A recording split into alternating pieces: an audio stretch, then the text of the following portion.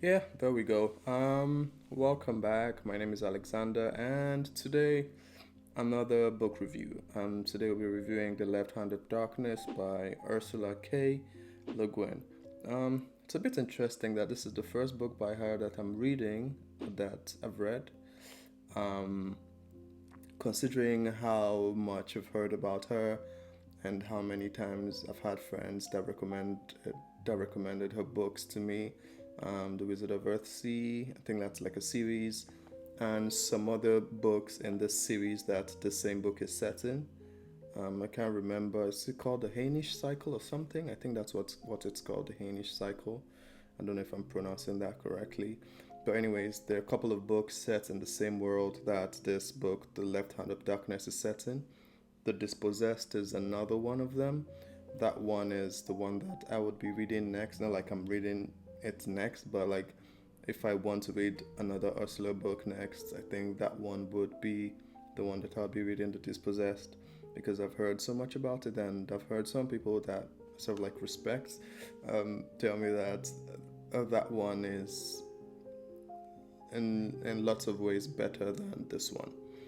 Not that this one is bad by any means, but if I like this one the way I did, I probably would like that one too, I guess is what I'm trying to say. But anyways, about this book. The plot follows an emissary or an envoy. I don't know what the right word to use is here because I'm not sure about the correct definitions of this word.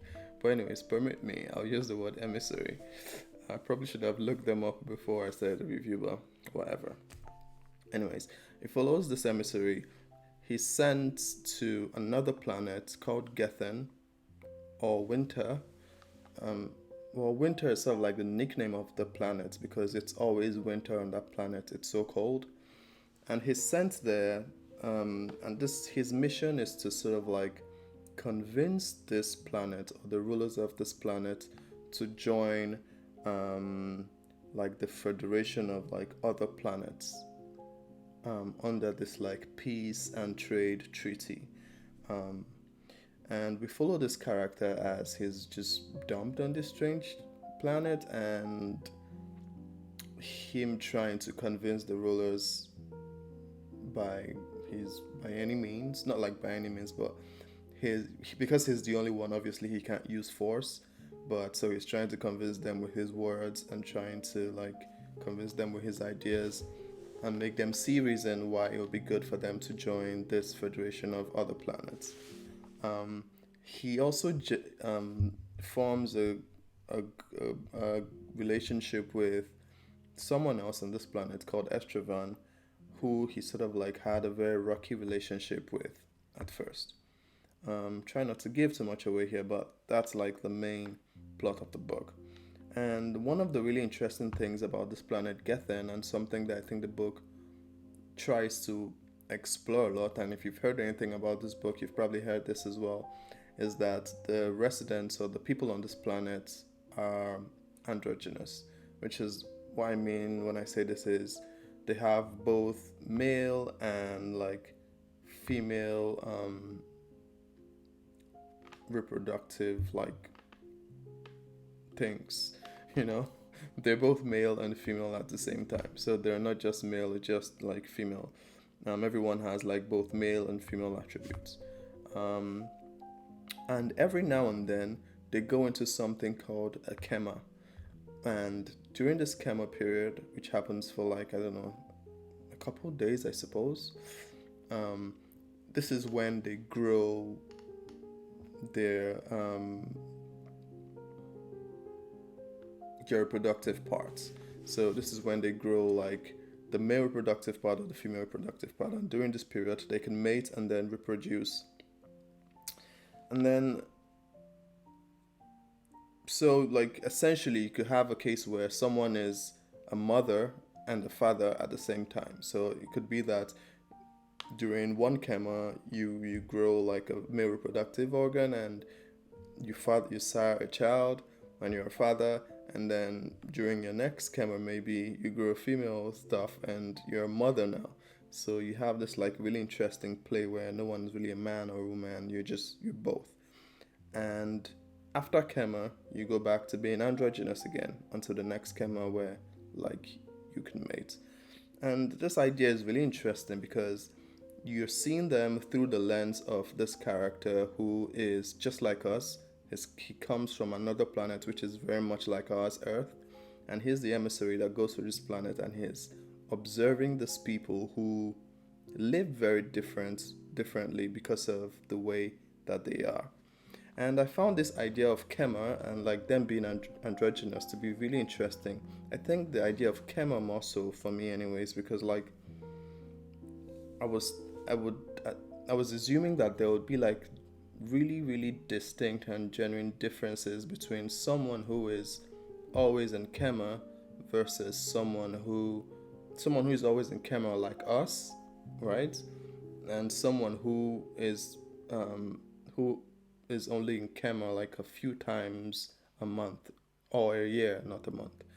And I would assume that the idea that we're in Kema all the time drives a lot of our motivations for doing stuff and how we think and stuff like that. But I guess in this book, I didn't really see that the idea that they were in Kema all the time changed them very much because it seemed like they were just like us. They had just the same um, impulses that we did. They were prone to make terrible decisions just like us, prone to like all this crazy emotions that we have, like greed, pride, and stuff like that. So it seemed like them being in Kema once in a while didn't seem to affect them very much. Um, I guess another idea I liked in the book is this idea of foretelling. It was explored not so much in the book, but like a little bit about how like I feel like some people are fascinated with the idea of knowing the future, and the book sort of like tells us that like or sort of like implies that knowing the future is probably not as good thing is not probably not a good thing and might not be as beneficial as some people might think, and in some ways we're better off not knowing what lies ahead of us and just living every day as it comes. And the only question that really matters is whether or not we're going to die. And we know the answer to that already. Um, we're all going to die someday. So, and the remaining questions, we should just leave each day as it comes, and I feel like we're going to get the answers that we need when the time is right. Um, the book, I feel like the last third um, was really fast paced, um, a lot more than the initial bits. And I feel like in the final third is where the books get picks up because the first part is really slow paced, and I think some of my friends who read it with me had a lot of trouble with the first two-thirds of the book. Um, so and the last and this final third is the point where this emissary goes on this long arduous journey through winter with his friend, this friend I told you that he makes on the planet. And here a lot of philosophical ideas are explored and their love for each other, because that's the first time like they get to spend time with each other in very close proximity. And so you see the emissary observing the other this androgynous character in very close proximity, and the other character observing us as well. And because both of them have point of view chapters in the book, you sort of see them through each other's eyes, and it's also really interesting because something that's also interesting about it is the other characters. That's the em- the character from the planet who is called Estrovan. I should probably use this name. So the character from Gethin, which is the planet of the androgynous people, is his name is Estrovan, and the character, the emissary, his name is Ganley. So yeah, when I say Ganley or Estrovan, you probably know who I'm talking about now. So Estrovan's chapters are written in sort of like this journal format, and Ganley's characters are not. So because they spend so much time together, they get to like observe each other in close proximity for a long while, and you sort of see their relationship blossom.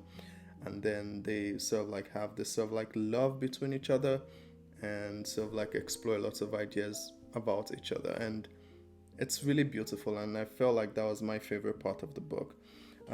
What I found to be disappointing was like the political intrigue, because the book starts off as something that's going to be highly political, and like I was thinking there are going to be like some like, I guess, conflicts between like the, because there are two like, I guess, I don't know to call them countries, or there are two parts in this or two sections on this planet, ruled ruled differently, and they sort of have like this conflict between each other.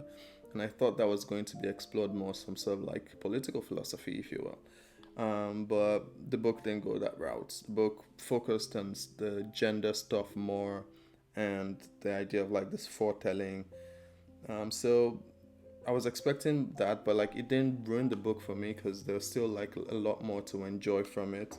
I think the main themes that were explored are this idea of gender and how it affects us, love, this also idea of like duality. I think the gender thing also comes into it, like, so you have like light and darkness, um, the man and woman thing too. So yeah, there's also this idea of like bravery, and to what extent are you willing to, like, what are you willing to do for the things that you believe in? Like, what lengths are you willing to go to do things just because you believe in them? I found the book to be really, really, really good. I enjoyed this. If you like reading sci-fi, you should read this. Although you've probably heard of this book already, if you love sci-fi, and you don't need me to tell you to read it, because it's a classic. So yeah, I'll keep this one. I'll end this one there. I thought I would have a lot more to say, but turns out I don't. Mm. So yeah, that's it. I'll go now. I'll catch you in the next one. Peace out.